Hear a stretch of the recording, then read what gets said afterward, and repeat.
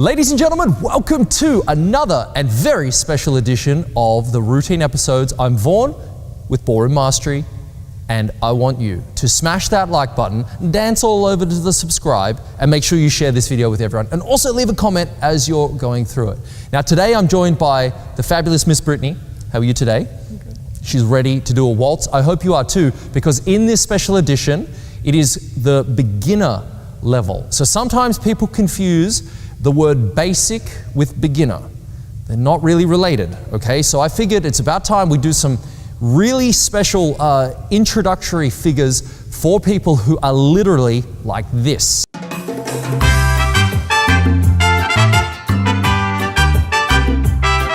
Now, if you find yourself dancing around the floor like a baby giraffe first learning to walk, and you literally have two left feet, this is for you. This is not for people who've been dancing for a few years unless you teach.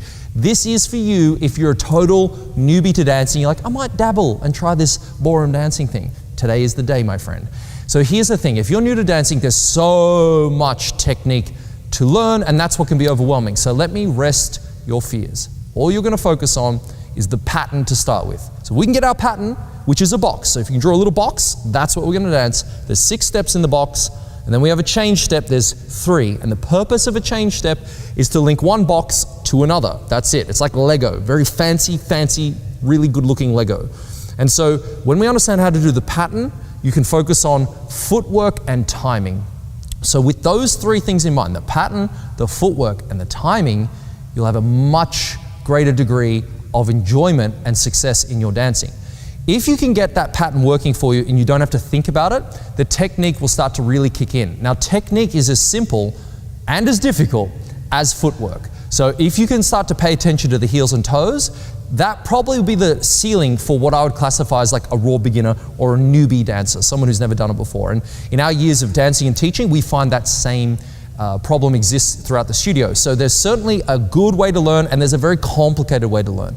So with this pattern, focus on the 6 steps of each box, and then how we link one left box to one right box, and then practice it over and over and over again. And then the next phase in your development will be turning the box. Whoa, I said it. Turning the box, Brittany. They're gonna turn that shit, right? Because when you do waltz, you don't go in a straight line, right? We just learn that for a basic structure to know how to close and change our feet. Then it has to turn, because the waltz beauty comes from doing left and right turns, and of course doing rotational figures as you get much better. So pay attention to the pattern, pay attention to the timing, focus on your feet, and as a last little extra tip, like you need a little bit more just to think about, posture, okay? So when we're to take hold with your partner or whoever you have decided to throw this routine at home, this is how not to hold.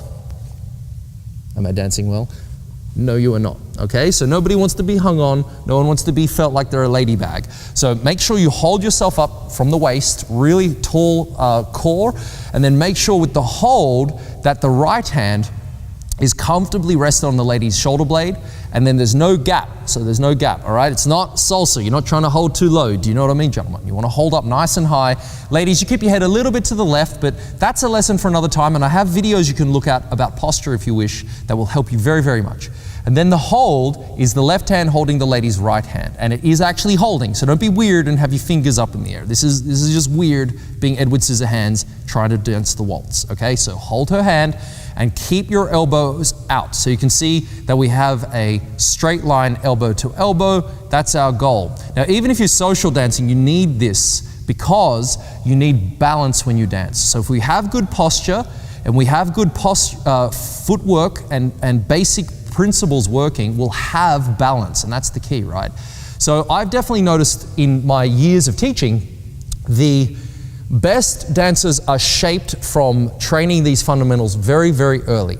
So whilst we have a hold in place and our posture, as we learn any step, we also have to remember that when you hear me say close, your feet must touch. So let's show how to close real quick, because this is weird for some people, right? They come in the studio and they're grown people, grown adults. They come in, I'm like, close your feet, and have no idea. They're like, I am closed. Like, this is not closed, right? So feet apart does not mean closed. Bringing your heels together does not mean closed. Toes together and heels out is not closed, right? Closed is literally the feet, the entire inside of the feet together.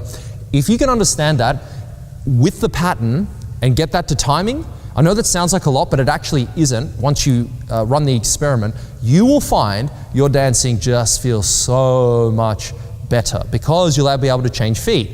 All right, so closing our feet allows us to swap from one foot to the other. Okay, so in order, we have our posture. So we take a nice little setup. Okay, hold our bodies up in a good hold.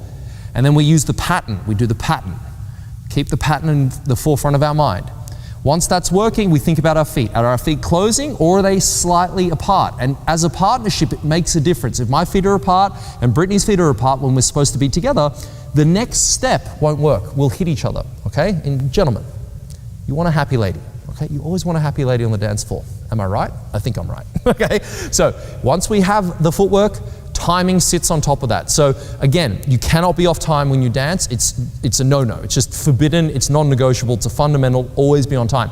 But again, you can't be on time if you have bad structure. So if your feet stink and you've got bad posture, you're not really going to have very, very good timing. Okay? So that's what we're aiming for: footwork, timing, posture. Say it with me now: footwork, timing, posture. All right. So with those three, go confidently into these special episodes where you can start to focus on aiming to get those with the pattern to music. Leave a comment below, hit the subscribe button, tell your friends, and let me know how your results go. All right, this is Vaughn. Let's dive on in to the episode.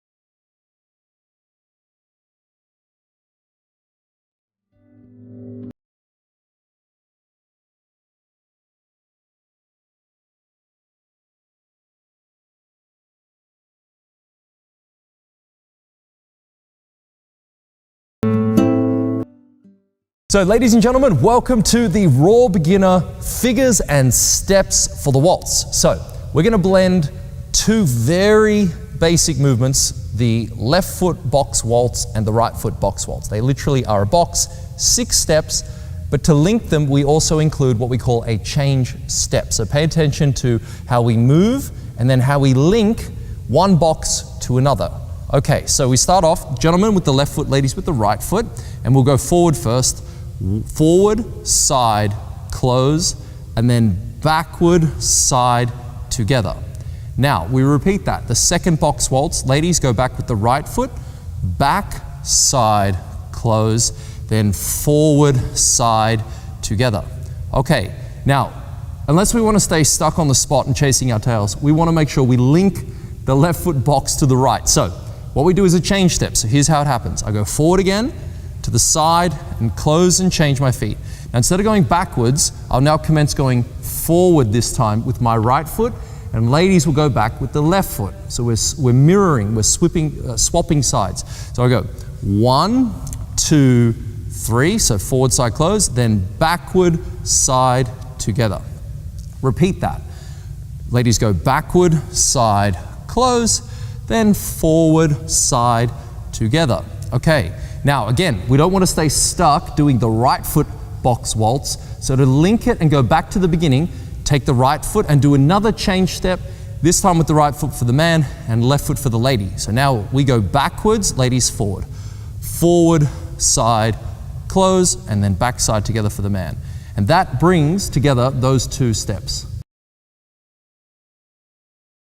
All right, everyone, so we've got the timing for the Raw Beginner Waltz. Now, there's only 3 counts in waltz. So if you can count to 3, you can dance. That's my opinion anyway.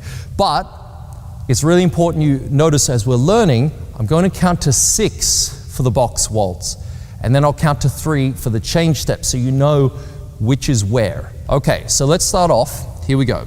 With my left foot and ladies with the right foot, we're going to count together.